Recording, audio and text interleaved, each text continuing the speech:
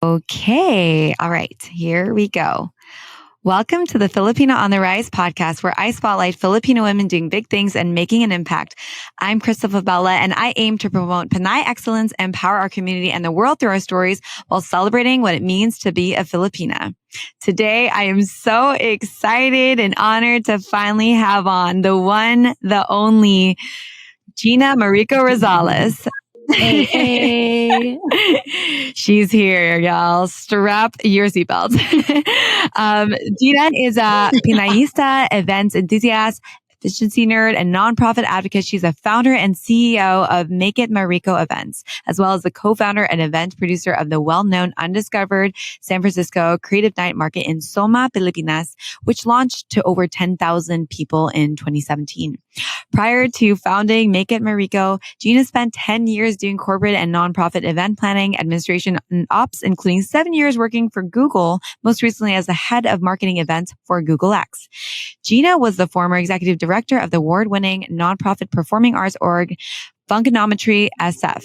In 2018, Gina founded the Pinayista Summit, which I've been to and got to speak at the second time, an online community and annual event for Filipinas with a mission to build sisterhood in the hustle.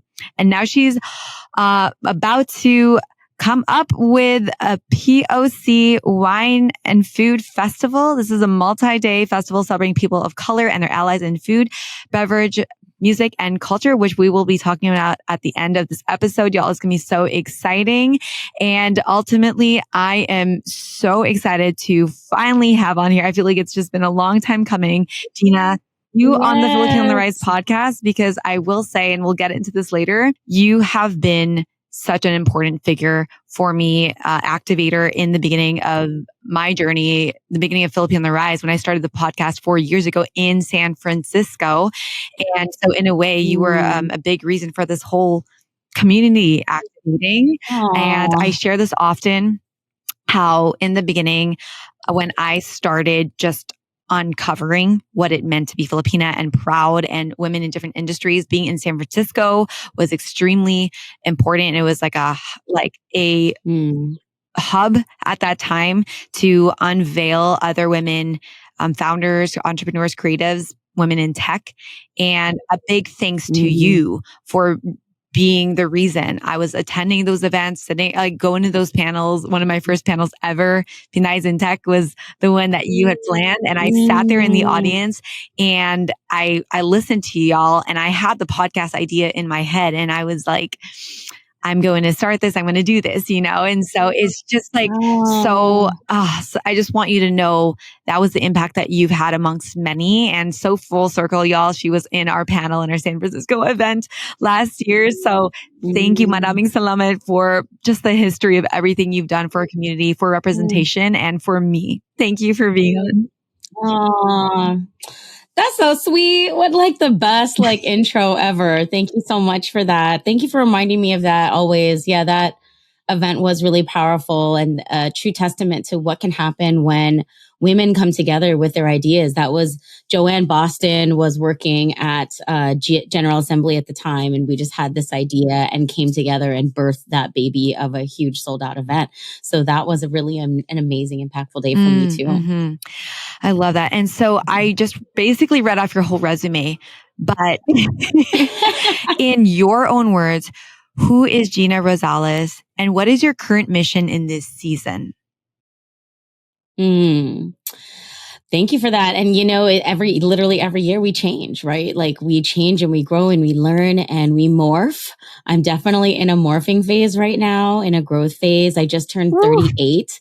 And it's so crazy. Literally, I walk into rooms, I'm in these entrepreneur CEO spaces now with huge companies, and I walk into these spaces and they still look at me like I'm a 20-something-year-old, and I look like it. And, I just always, always throw it off with a joke, yeah, Asian don't raisin. But at the same time, you're just I'm tired of this, how often do I have to keep proving myself and say who I am? But, right now where I'm at is really just I still have the same personal mission statement I had at the beginning of Make It Mariko at 2015. I'm really proud of that. Actually, I'm not even proud because your mission will change, but I'm just excited that I'm still on the right path, I guess.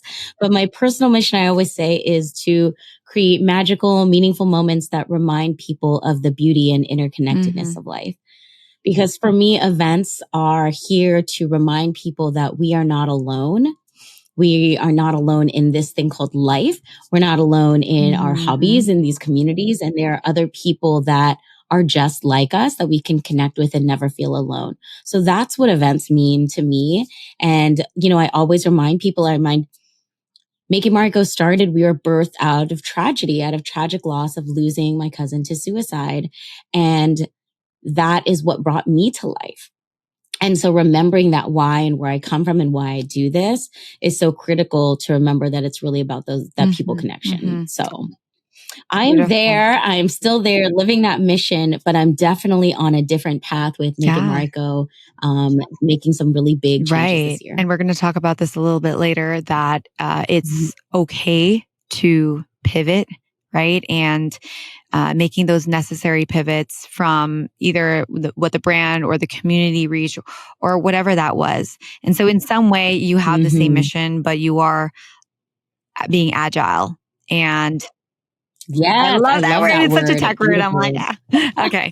And it's necessary. So something interesting in our panel when we had you at an event in San Francisco was you stated how it was only like years ago that you started really like diving deep, embracing and advocating for Filipino culture professionally, right?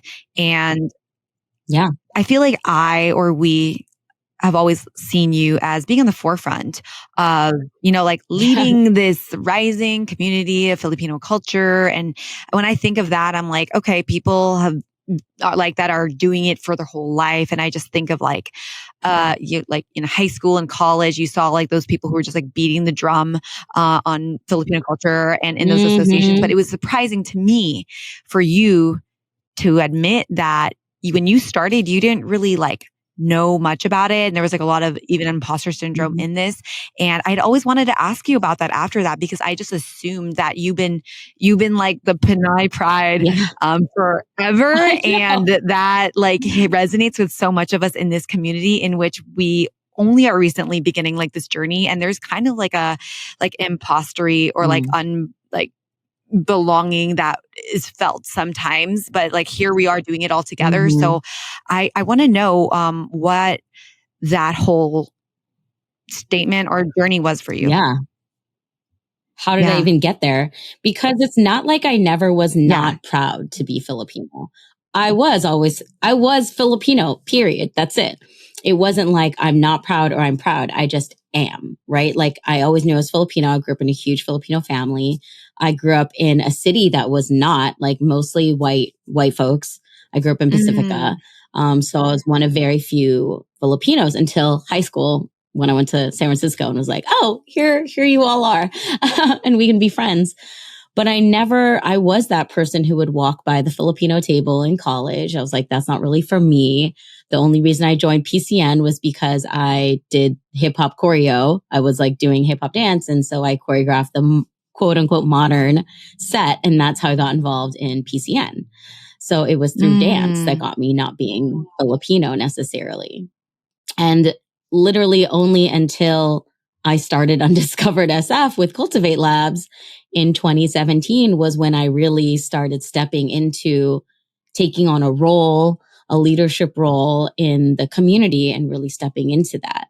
And through that, it was because of events and hip hop. So, and of course, like Soma Pilipinas, that's when, Soma Pilipinas was born, and I was really excited about that. And I knew I wanted to have a place in this movement. That's what got me. Could you give listeners an idea who like aren't from the Bay what Soma Pilipinas is? Yeah. Absolutely. So Soma Pilipinas Filipino Cultural District is the full name of the Filipino Cultural District in San Francisco. It's based in the South of Market District, so shorthand Soma. And historically, we've gotten this space because we were booted out of our original Filipino area in San Francisco. That was like Manila town. we got displaced from the I Hotel and Filipinos moved to Soma. And that was before Soma was all up and coming and getting developed. So there was nothing there. And Filipinos like moved there and made it home, made it community, made it our new barangay in San Francisco. And so once displacement started again in the city, Filipinos were like, no, you're not displacing us again. We're going to stay here. And so worked with the city, the Board of Supervisors, to officially make that huge swath of land called Soma Filipinas Cultural District. So we have protections now in place for people, Filipinos in that area to help develop and keep us there. That's huge, y'all. Like, I feel like, yeah, in cities having that kind of land and community, and y'all own, right? Recognition. And recognition.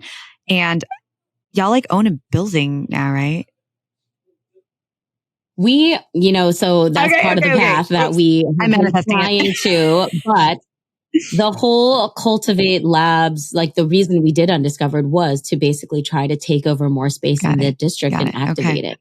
So Gina, you've had a pretty lengthy, colorful career. You've had a successful events company. I mean, you've been very honest on your Instagram and stuff about the ups and downs and roller coasters that you've experienced in the recent years, which I think is huge for people to know, which we'll talk about like a little later. You have employees. You have been an activist in the communities, and you've also worked in Google Ventures and have led a bunch of other professional things. And so my question is, growing up, what was your Filipino upbringing like? Did it help shape this path? Did your parents, encourage you in these fields or other things? Did you have to figure it out on your own? And what part of that played into either the success or the obstacles of this path? So my mom was supposed to be a lawyer when she came here, and she was like about to go to law school and do that, but then married my dad and ended up going into consulting. And my dad was like a techie. He helped with, just like tech support at big companies like Schwab and stuff. So my parents were like super fiscally responsible, very like on top of their finances, but very frugal. And I thought I was going to be a teacher. That's like my path that I was going to go on. I thought I was going to be an English teacher. I had already passed all the tests. I was just waiting for my acceptance into the UC Berkeley master's program. And for whatever reason, it didn't work out. And I did not get into that program. And I went a totally different route and went into nonprofits. But from the get-go, I majored in philosophy and minored in education at UC Berkeley. And my dad, and parents, the main thing that they always said to me was like, what are you going to do with that? Why do you want to do that? And for me, it was just like, I'm really interested in philosophy. And if I'm going to study something in college, I want to study something that I'm passionate about. And from that, I actually learned so much that I apply to my job now of like critical thinking, persuasive writing, logic, all of those things I apply to my work now that I never would have thought of. Operations is all logic puzzles. But no, like entrepreneurship was not a part of our family. No one in my family ran, maybe one auntie. I had one Japanese auntie that ran her own business. But it wasn't really something that was pushed to us. My parents were a little bit more flexible in like me figuring out what I wanted to do. But no, like my path of like going from nonprofits or being in dance and then working in nonprofits and then working in tech, they were all paths that basically I just allowed myself to say yes to opportunities that seemed interesting and that would take me in a direction. Because of course you come out of college, you feel so you're going to do this, but life isn't like that. It's not a straight path. You go on curves. And so I kept saying yes to interesting things, and it led me to where I'm at. I'm so curious, how has philosophy played a role in being a better business leader? Like amazing. Like the way that I write, the way that I think, like people say that I kind of am like, I'm like an alien in that like the way that my brain works is like, when a question comes to me, I already have like 10 answers when some people are still processing the question. And that's because of my philosophy, because I learned how to like logic anything. And once I come with a problem, I know how to explore every single potential scenario and like what could happen very quickly. So I use that constantly in my business management stuff, and writing persuasively and succinctly is critical for any business entrepreneur. You are writing sponsor proposals. You are convincing people to fund your stuff. You're convincing partners to come on board. That's all persuasive writing. And that's all stuff I learned. For sure. I can totally agree.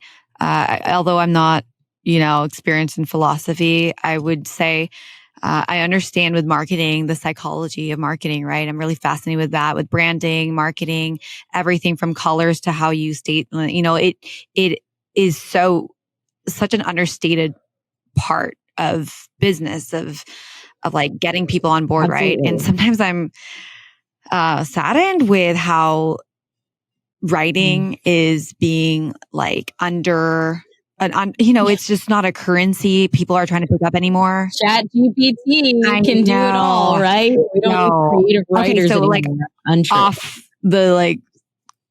Off the script question. Do you ever see something and you're like, that is totally ChatGPT and this is sickening? Because like I can see it everywhere now. Absolutely. I can see it. I can totally tell they use very specific kind of adjectives and descriptive language. It's always very flowery. It's the exact opposite of succinct.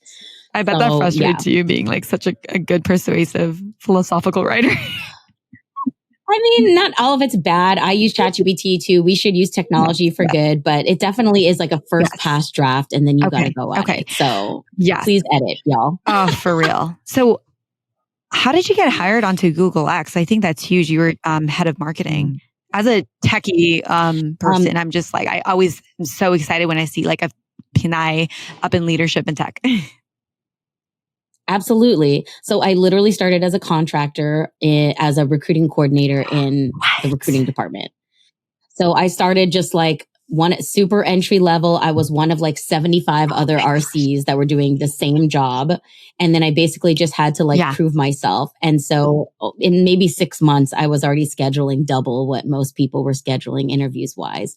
So then I got converted like into a full-time role. And then I went from recruiting to Google X and became an administrative business partner. So that's like I started supporting the self-driving car team even before they were called Waymo. I was the first admin on that team.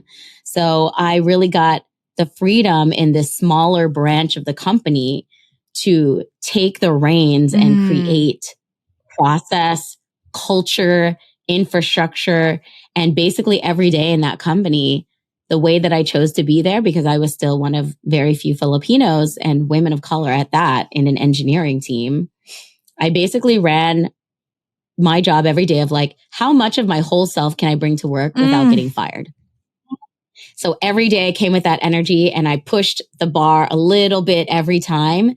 And by the end of it, I was bringing my whole ass self to work every day. And I was getting promotions because they were like, we love it. Your culture building, your energy. And I was like, you're like, I guess. Awesome. I'm just being myself, And eventually I just started volunteering for more stuff. I started planning events for the press team. And then the more that you just like raise your hand and get in there, and I basically forced myself into making a role for me. So the role of marketing events lead did not exist in the company before I was the one who took it on because I created a need. Oh my gosh. I never knew about that story. That's so valuable, anyone, because even if you are in a tech company like Google or anywhere else, Gina started off as a recruiting coordinator on a contract role and climbed her way, partied her way, like wrote colorful proposals her way up to the top, like that's basically, I had a lot of fun along the way and I just was trying to be myself and do good things that I thought were good for the company, and people saw it and they liked it. And I'm going to be an old lady for a second too, because I know you have a lot of younger listeners on your page as well. Is I see a lot of young folks these days coming out of college. I'm like these kids these days. Like, I totally get it. Like coming out and you want the sexy job, you want the sexy job title, and you want the ability to be creative in your job.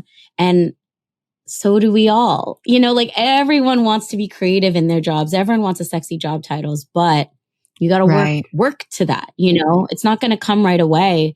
And any job at the company of your dreams, I just said this to someone today, like focus on the dream company. Don't focus on the dream title. Because if you take any job at your dream company, you can work your way up to that dream title in a couple of years, you know? So like just go in for the long haul. So good. When I was working at a streaming company in San Francisco, like going in as a recruiter, like I was in the recruiting team and I always just felt like, wow, this is like, you know, the least of the roles here. Everyone loves the product people and engineers and marketing, but you see like all the other places that you can start playing around with and like getting creative with diversity initiatives or employee engagement, like all that stuff. Like what I'm hearing is that there's so much more once you get in and really situate and establish yourself that you can like look for areas of improvement and growth, right? And just being like, absolutely, just an advocate for yourself and for that. You remind me of the other, like some other episodes with like Alyssa Navarro, for example, or Christina Rodolfo. And it's the same themes of like going in to the team, being willing to like work hard, even if you have like that lower title quote, and raising your hand, like you said, and looking for opportunities and just like showing up. And people, I think, love that. And like, no one's gonna reward you for like, for staying quiet. You know, I think there's this notion of like, do the hard work and they'll come. And like, what do you think of that? No, absolutely not. You got to advocate for yourself. You can't expect everyone to come around looking out for you. You got to look out for yourself and yell to your manager what you're doing. That's amazing. Yell to your manager. Yes.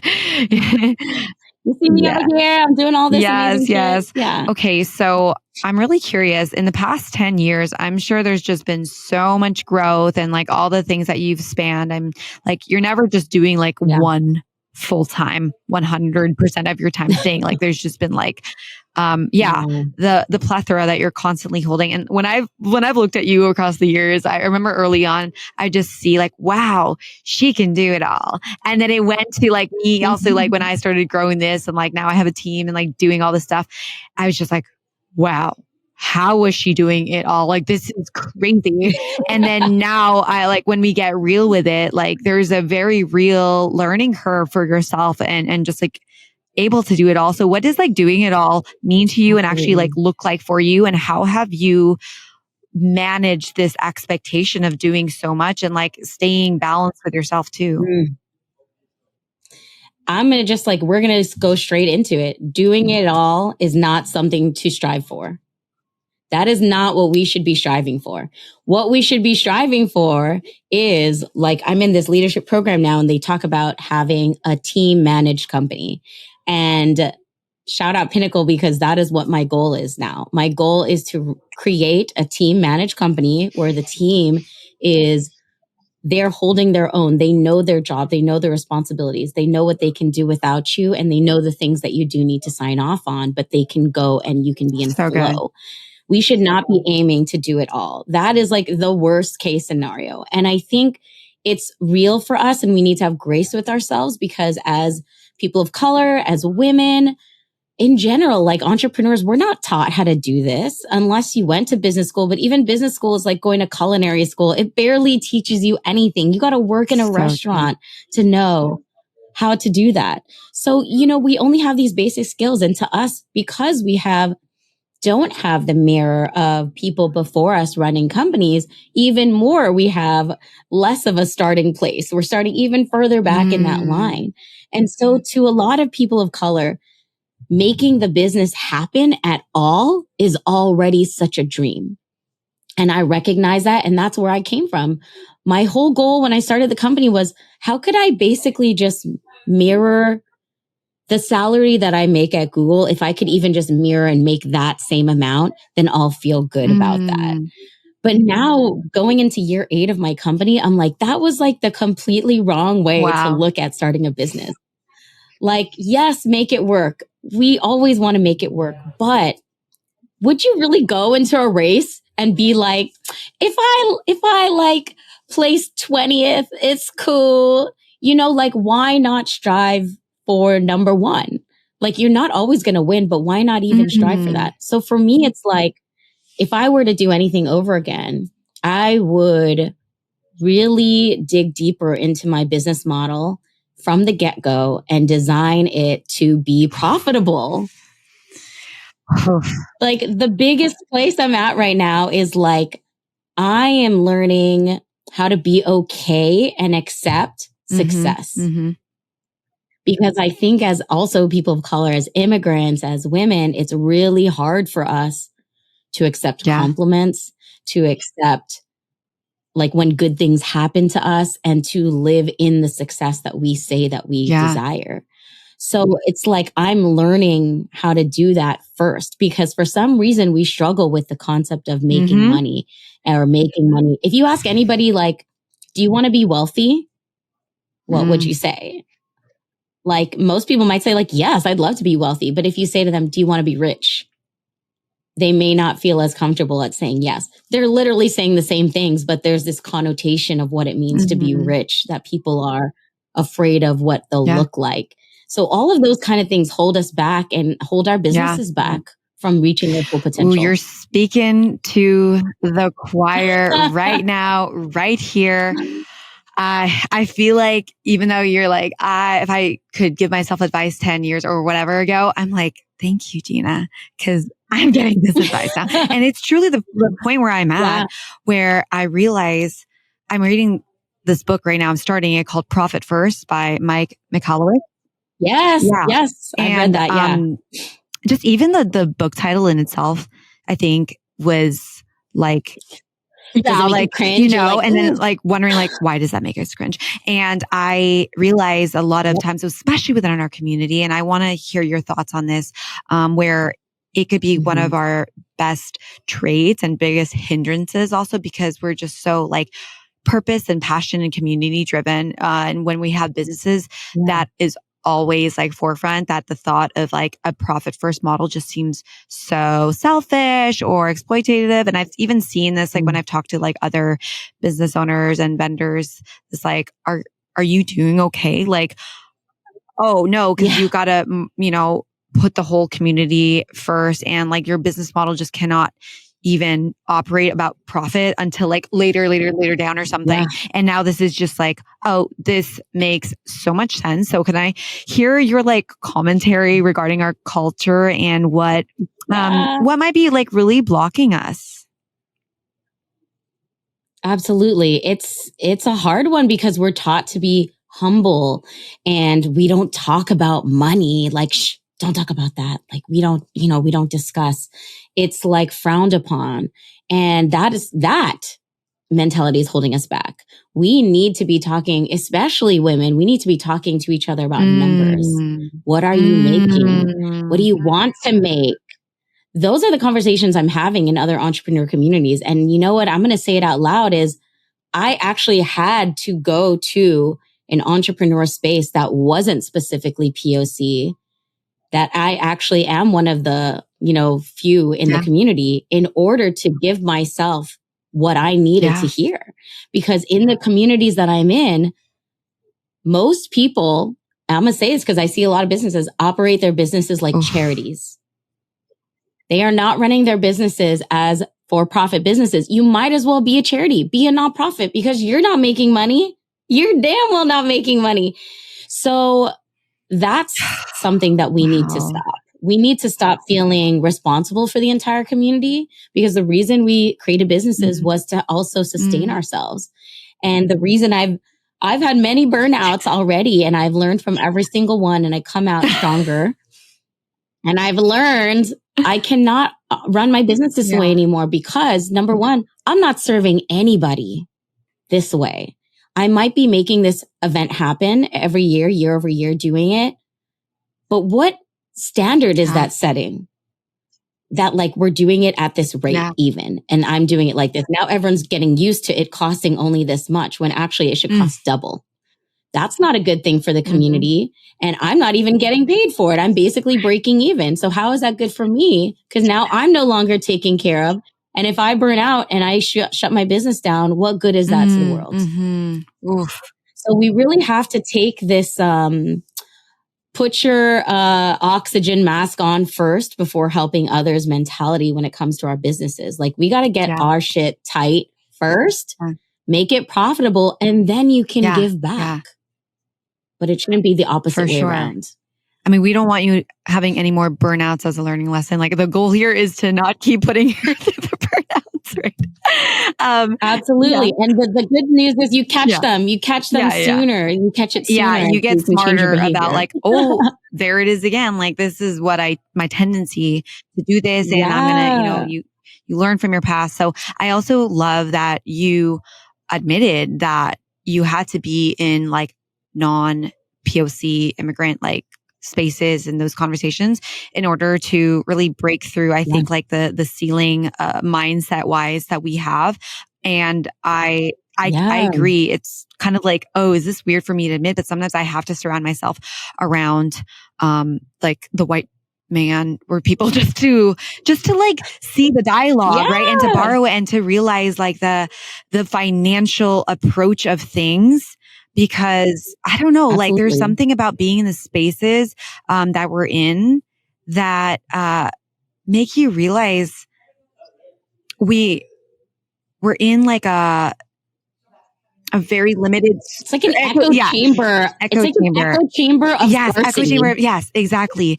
Of scarcity and of like smaller thinking. And there's nothing. Like I'm not putting down, these discussions and mindsets, but I mean, if we're in the game of business and the economy of scale and just doing better for ourselves, for our livelihoods and trying to break generational, like survival into wealth and stuff, we gotta get out of this small thinking and honestly being in other coaching programs and spaces has helped. Is there anything else that has helped you break through your own, I guess like limitations that you, Yes. Another book that I'm reading right now is called The Big Leap. And in it, they talk about this idea of like an upper limit problem. And everyone kind of has this upper limit where, hey, if I start reaching this upper limit of success, I feel very uncomfortable. And what the book is saying is that when we approach our upper limit of success, anytime we get close to it, we like unbeknownst to us sometimes end up self-sabotaging ourselves to keep us down and not have to reach that.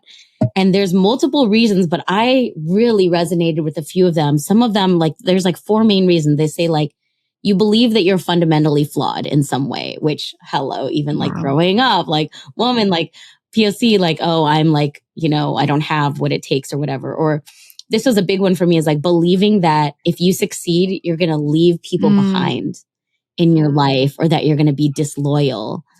You might feel like you're a burden to the world, or we might feel like we have to dim our light so that we're not outshining others and making them feel bad. Hello, does this sound like a lot of Filipino culture to you? So when I realized that, I actually was able to see it in myself, that basically like when you're reaching a place, you're like, oh no, I'm starting to think scarcity again because I'm afraid of that. So even like when it comes to my new festival that's launching, it's a really big thing that we're doing. And there's a lot of amazing value that we are putting into the ticket.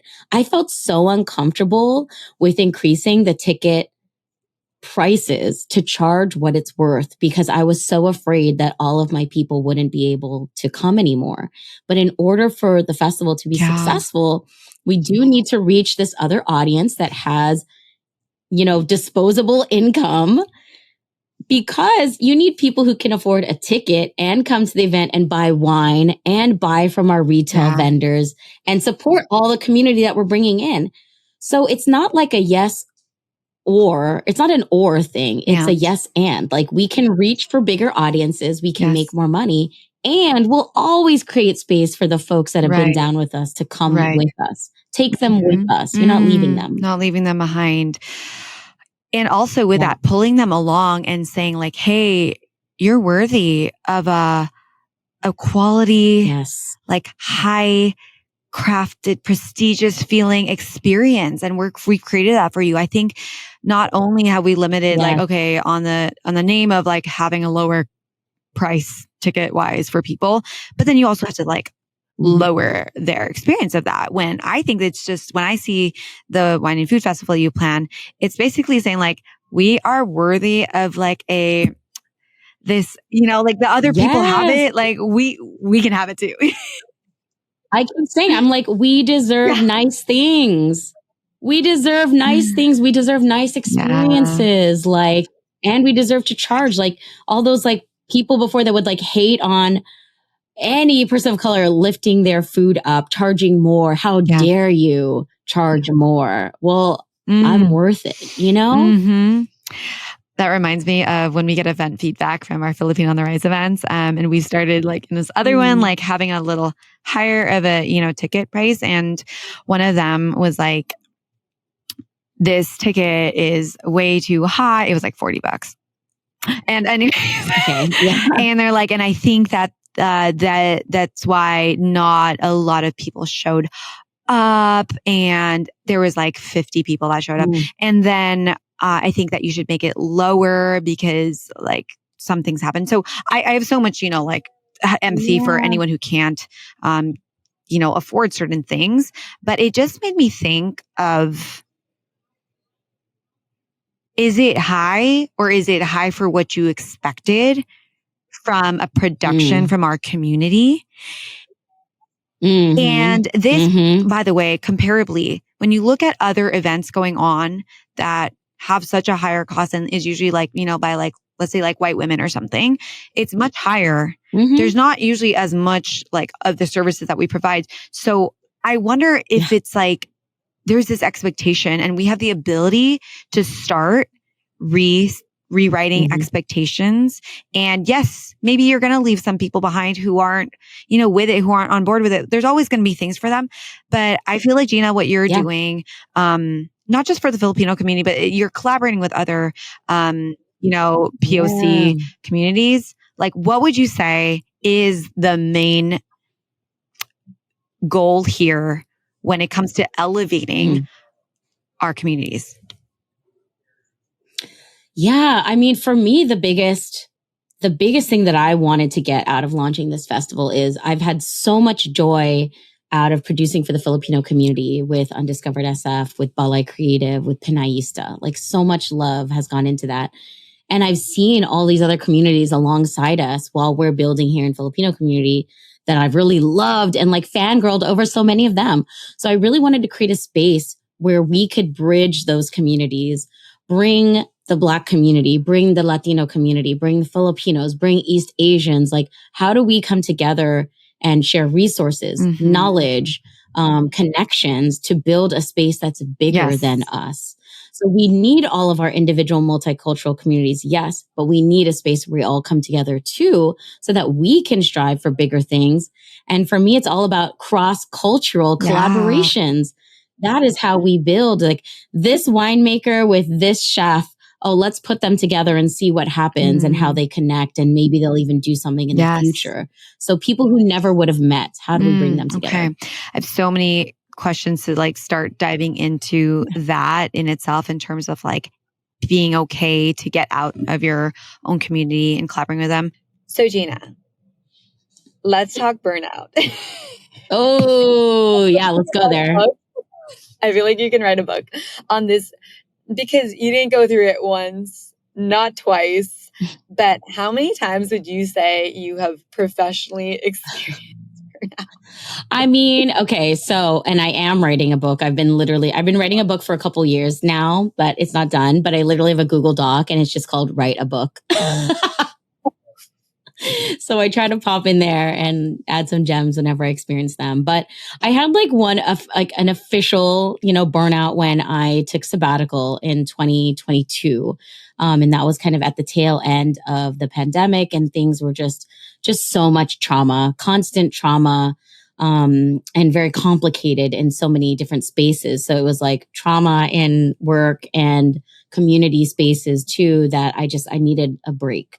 So I took 3 months off at that time. And I had to let go of my entire team in order to do that, because I was like, if I'm remember not that working, post. yeah, like if I'm not working, there's no money coming in. So I have to let the team go. That was really hard. But I'm so grateful that I did it, because I literally was a shell of myself at the time. And I was really lost. I had really lost myself, my humanity. I was so attached to the business. And so going on that 3-month sabbatical helped me come back into myself and have grace for myself as a human again, and find who's Gina Mariko outside of running Make It Mariko, you know? And so I'm so grateful for that. And I came back from the sabbatical, this whole new mindset.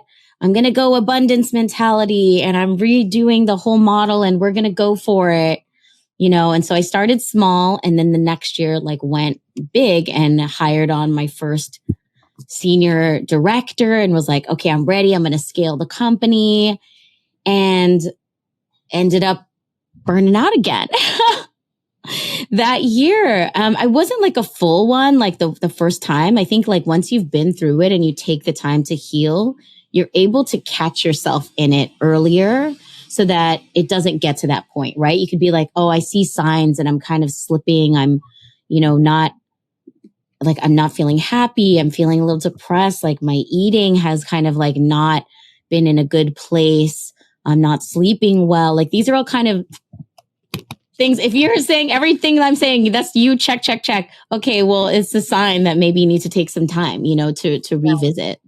What And would you you just, say yeah. are the culprits of that for you, your own personal habits that you picked up on? Like, we're doing it again, and kind of like it's a symbol on the road saying like, hey, turn around now. Don't go down this road. Don't keep doing this, because you know it now. It's real. It's real. And I think for me, what I'm realizing now, because I'm finally at 38 in a space where I can do so much self-reflection, and I'm realizing so many things about myself where I can realize it and not feel guilty about it. So I can realize like, oh, this is something that I do, and not feel shame about it. That's the game changer. Wow. That's how Gina Mariko 2024 is different, because I can look at myself and not judge myself. So some realizations I've been having about myself. I do too much. I mean, everyone knew that, but to me, I was like, no, I'm just doing my regular. This is like, feels regular to me. Let's just do it. I try to take on too much. I really love like the ideation, creation, and launch mode of things, like as a creative. But then I realized that when things launch, I get kind of bored, and I don't really want to sit in the like longevitous project management, growth piece, execution piece of things anymore. And so realizing that about myself, oh, now I know, okay, well, I should hire somebody to do that then, because that's not my skill anymore. Yeah. Exactly. So those things, like you're taking on too much. You are in a constant state of like doing the same thing over and over and over, and it's not good. Like it's not making you happy, but yet you keep doing it. Right. Insanity. Yes, it's literally insanity. Feeling helpless, about that. So like all of those things that you start to feel, kicking yourself out of that, getting yourself out of that, and remembering you're in charge. This is your life, and you can literally do whatever you want to do. So if this isn't feeding you anymore, even saying, this isn't feeding me anymore, I need to stop. We're going to close the store, the shop, the business for 2 weeks, and I'm going to take 2 weeks off and figure my stuff out. Right. Yeah, I see so much value in just literally closing down like the laptop, the whatever action of closing feels like, and taking a step away to create space. Yes. Because we can get so caught up in the hamster wheel of like fake productivity. Hamster wheel. Yes, it's a hamster wheel. Absolutely. Yeah, which I catch myself doing, because like, these were things that I did 5 years ago because they were productive, and like all these things. But then you catch yourself and you're like, why do I get absorbed into these, into my old ways. Yeah. And I would also say that's like a mindset shift that, you know, realizing like my role now, my most optimal, my most max, at least for me, is like, I love training up leaders. That's like my favorite thing. And delegating, right, is fun for me. So I feel like once you realize like what is fun for you and what your strengths are in the team, Yes. then you can just keep like supercharging into that. Do you know what I mean? Absolutely. Yes. Yeah. And recognizing that what used to be driving and energizing for you before may not be what it is now. Because Absolutely. I used to love the execution phase and I got so much pride and joy from doing that and completing that. But I've changed and that's not my strength anymore. And now it's time for others to take on that role so that I can focus on this. Can we talk about that? Like the permission to change and to just like realize like, I don't like this anymore and that's okay. I don't enjoy, there's certain things I can't even admit on here that I don't enjoy anymore because I don't want to like demoralize people. But, you know, but I think like when I admitted things, I'm like, oh, could it be that I just like have outgrown this and I don't enjoy it and someone else will? And like there's other things, like I'm a growing human that somehow has new interests over life. Like, whoa, that's weird. And it's like not even like we're already judging it by saying, oh, but because I don't enjoy it, that means that they don't. That is absolutely not true because someone wants the chance, the opportunity to do those things. You got the chance to do those things and now you're done. And now it's somebody else's chance, you know? And that's okay. That's absolutely okay too. It is okay. So one last question on this topic. How do you feel like Gina is changing the most regarding what you used to be and do all the time, that realization that happened into you? It's a growth mindset. It's all growth mindset now where I'm at. Like I've always known what growth mindset meant, but now that I am more living in it, I understand it.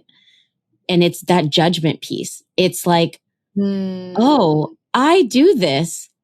And not like my husband hasn't said to me that I do this all the time. There's a difference between recognizing and like acknowledging something and internalizing it and accepting it. So I'm now in the space of accepting things about myself without judging those things about myself. And not putting any kind of like shame on it. Like even me saying that out loud of like, yeah, I really just love the creation and launch phase. And that's where I'm vibing right now. Cool. Period. You know, like it doesn't have to have anything else outside of that. And that's it. But before I would just like go down this huge path of like defensiveness and then like lashing out on people and then feeling shame, like, and it would just be this shame spiral. Whereas now I can be like, yeah, that is true. I do that. So what should I do about it? You know, how can I change? How can I be better every day? Right. Realization and walking forward. Yes. And not making it mean something about you, I think has been like so important, right? We're like always making these things mean something about us when it's not your identity and there is a way forward. So I love that you talked about that it's okay when something used to be like your thing. It's like the thing. And it's okay for it not to be the thing, even though it's still working. And if I can also be like honest that sometimes I wonder, you know, am I going to be doing Filipino on the Rise forever? Like, is this going to be like and like slowly admitting like, what if I don't want to be doing this forever? Like, I care so much about this mission. I want this mission to live on forever. But like, what if I want to play around in other things and be outside of the community? And like, there's this like, oh, how dare you? Like, you should love doing this. And like, you know, but now I'm in this shift of like, oh, it's okay to start putting in other people to let them shine and to start like baby exploring a little bit. And there's this whole like, wow, you're exploring outside of it. Like, how could you? But like, when I went to you and you are shifting into something new. So can we talk about that? It's like, there comes a time when it's actually, okay for you to like also get out of the niche that you've created? Yes. And what is that for you? Yes. And just to even say like, it's a yes and mostly everything is a yes and yes. Yeah. Filipino on the Rise could continue. It doesn't have to be you. It could be somebody else that is excited about running a podcast and keeping that going. Great. Yeah. You've already put so much energy. This is why we build businesses. You create the foundation for something so that you can pass it on and somebody else will run it.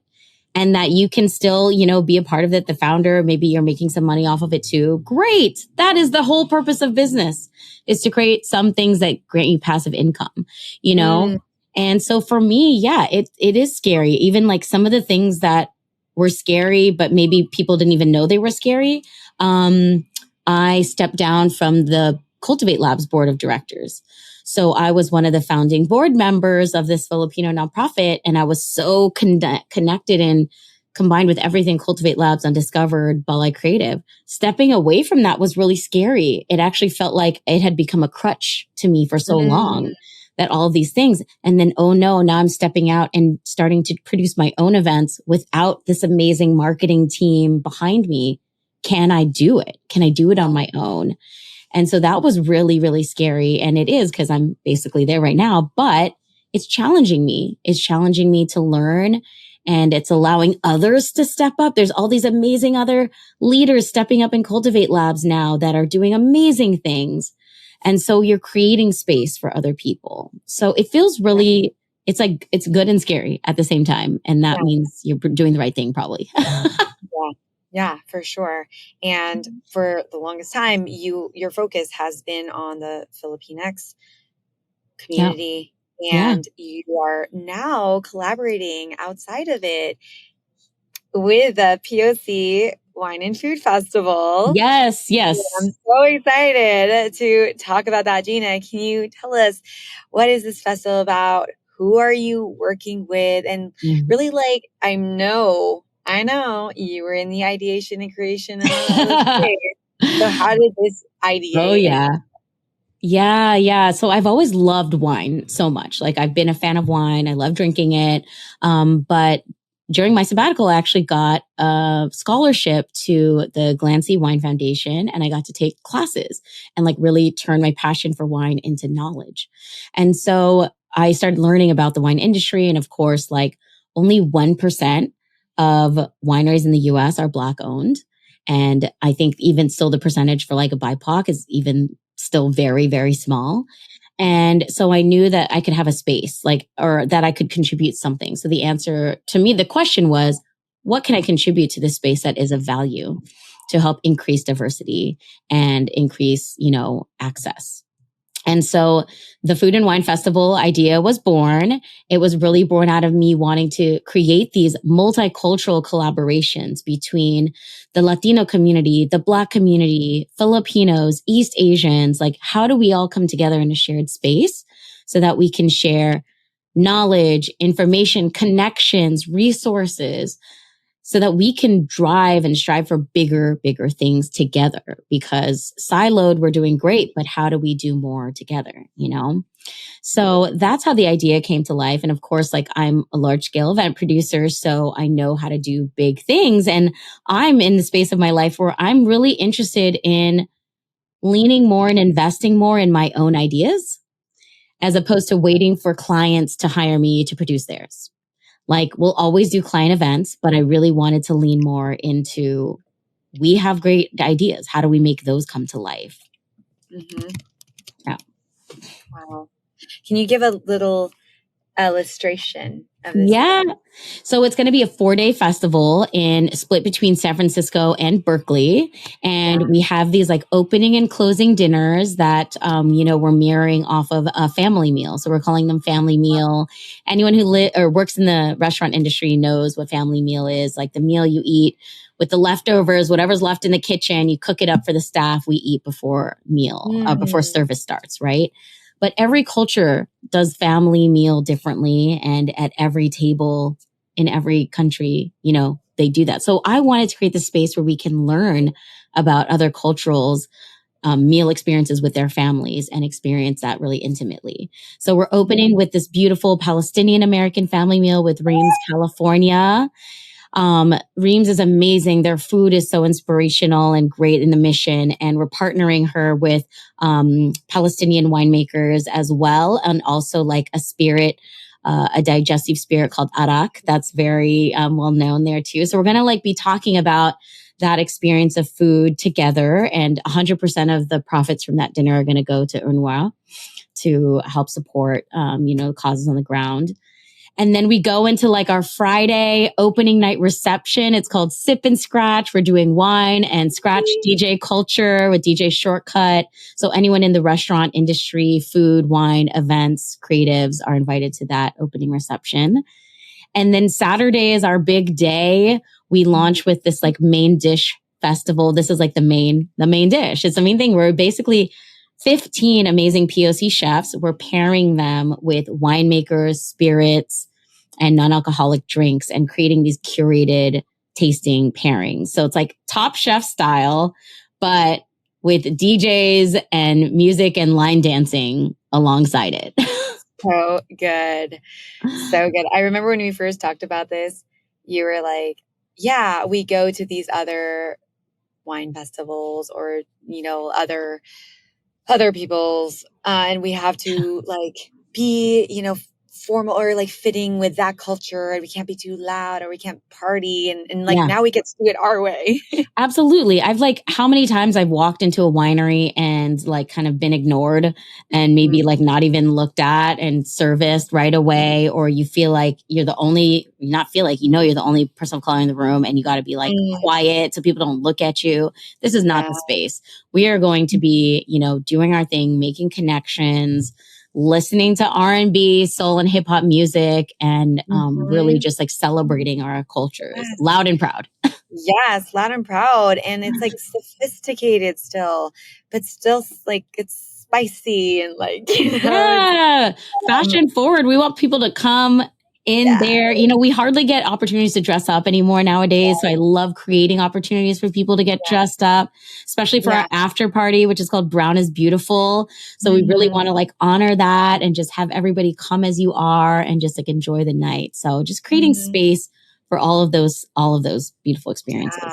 Yeah.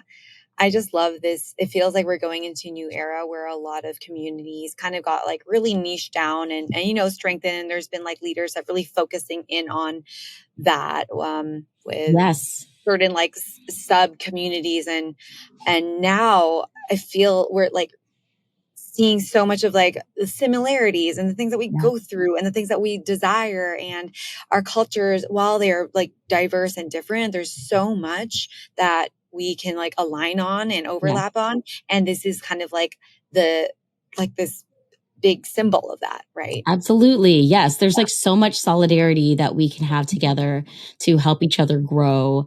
And again, like, even for businesses, we always say, just because you're a Filipino business doesn't mean only Filipinos are your target market. Like you should be selling to more broader people, and doing spaces like this, like allows us to introduce our products to other cultures, other communities. So what I'm hearing is that this isn't only like, we only like want a people of color attendance. Like, is this being absolutely not? Yeah, we say the POC Food and Wine Festival is a celebration of the global majority and our allies in food, wine, music, culture. So it's all about people who are down with diversity in all spaces. Like we need people of color to be championing diversity. We need white people to be championing diversity.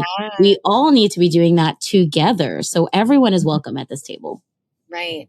And to see all the excellence that is happening within each community, right? Absolutely. And I feel like they also, all the collaborators have such a superpower partnering with you. Like, how to do this, like, no tomorrow, you can do, like, you've been at it. I feel like you're like, are such an asset in this space. And like, how I know, it's really funny because like, to me as like a vision person, it's super real in my head. Like I can see how the event is going to go and the energy that I'm trying to curate.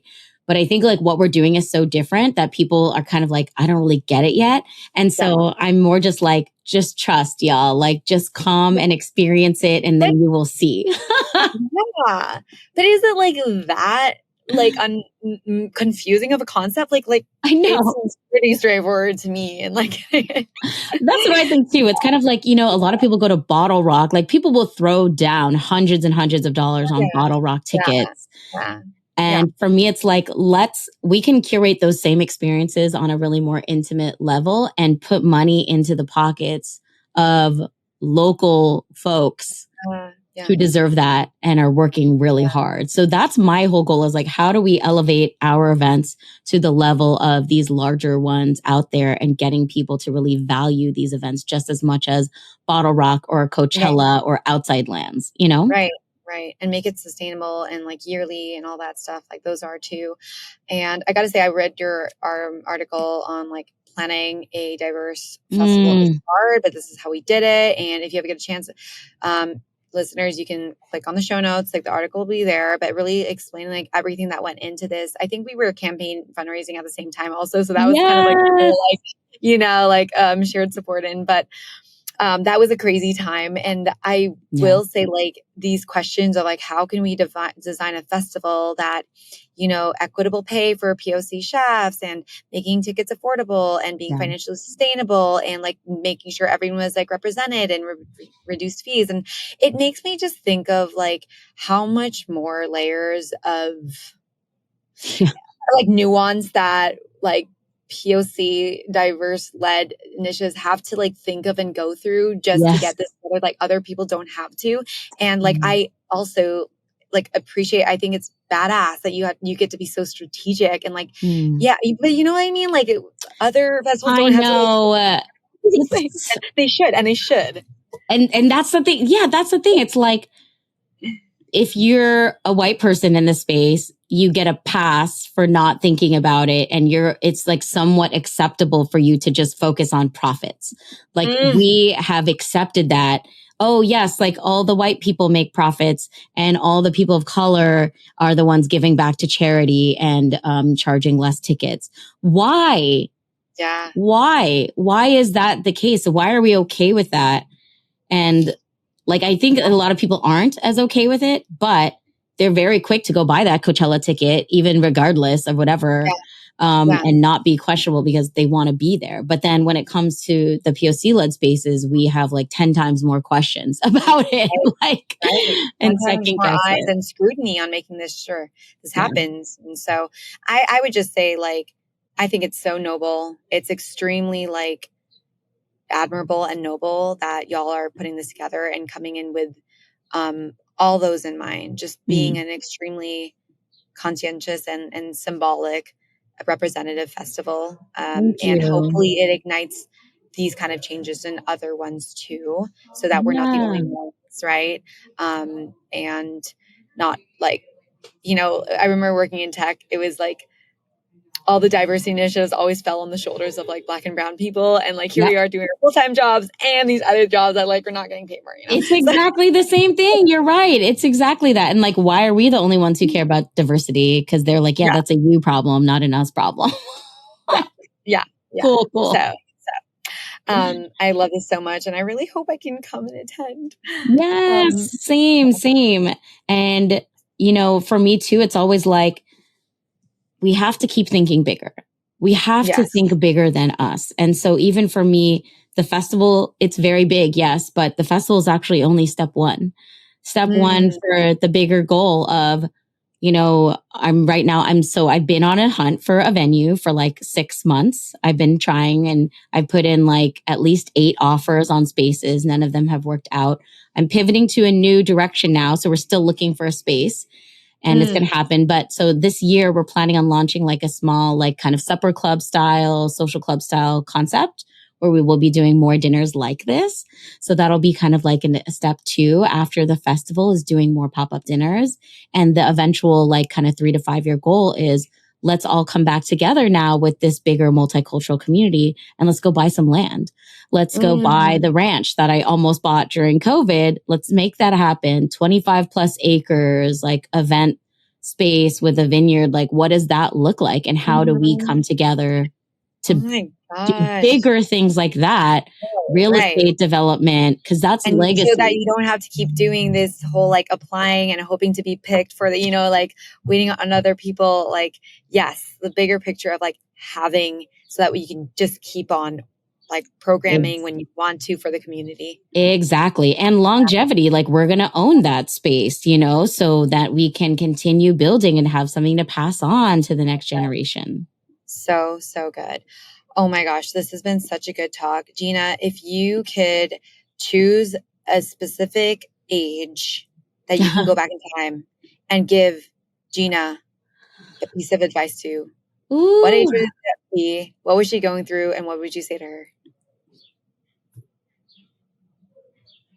I'd probably just even go back to when I first started Make It Mariko in 2015 and just like impart some of this knowledge on just the beginning part of things, because it started the way it started, and I wouldn't change how it started, but I would definitely give myself some of this knowledge I know now so I can like think bigger from the beginning and think differently from the beginning. Mm-hmm, mm-hmm. So you would give her this podcast episode a little bit? Yeah, I'd be like, work on that foundation, girl. Yes. Get your SOPs together. Yeah. Oh my gosh, so good. And our SOPs, oh my gosh, they are everything. And also don't just like run at 100 miles an hour hoping that everything will come together, like foundations. Yes. Try not to do that for sure. Yeah, for real. Our audience is predominantly Filipino women, a lot of them first and second gen, ambitious, pivoting their careers, like discovering their like path and passions forward. And a lot of them entrepreneurs, right? Yeah, yes.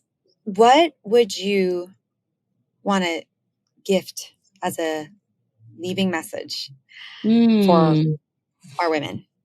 Yeah, I would just remind us that what our ancestors fought so hard for us to have is freedom. And we do, there's a lot of stuff that we are battling with in this country, in America, but we do have the freedom to decide what you want to wake up every day and do. And so I just want to remind women of that freedom and to exercise that freedom and to never let any other voices stop you from doing whatever the hell it is you want to do. Because literally every minute of your day is your choice. And once we recognize that, then we can like take back control of our lives. Mm-hmm. So good. I'm going to remind as a full circle that a big factor for you growing from that role as a recruitment coordinator to all the way to the top was being so you, like being authentically you in the process that you were, and what you wanted to do and knowing the line, right? But I want to add that to what you just said about freedom and like going for it. And yes. I think so many times we think we have to shapeshift and like, minimize ourselves in order to go through the process to climb the ladder to go for it. Right. Mm-hmm. But Gina, I think something I admire about you is your ability to be truly like authentically, unapologetically yourself, your personality throughout it. And so thank you for showing that example and always sharing your stories along the way and kind of like, being truly a trailblazer, trailblazer. And it's sometimes like you have to go forward by your own sometimes, but I mean, like, look at what you've been able to create and do and move forward and inspire us with. So thank you so much, Gina. And it was so, so great to finally have you here. Thank you. I'm so honored to be back. I love Pinay community forever and always. Yes. All right. That's it.